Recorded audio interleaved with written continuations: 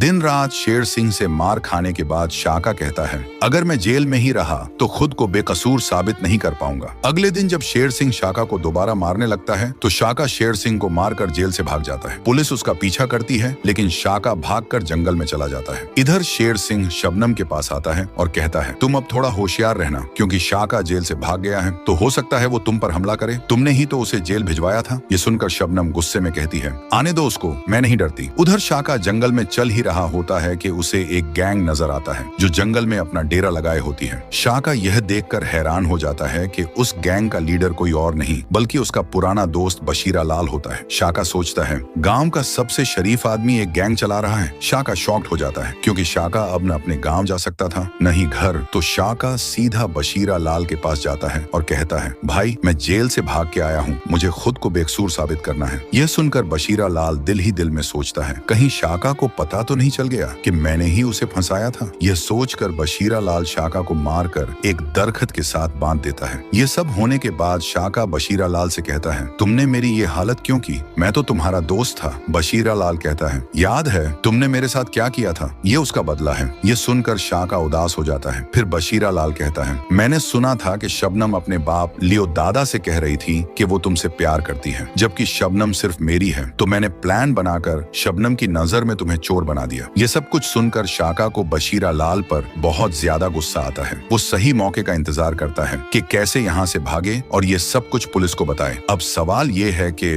आखिर शाका ने बशीरा लाल के साथ ऐसा क्या किया था कि वो शाका का दुश्मन बन गया।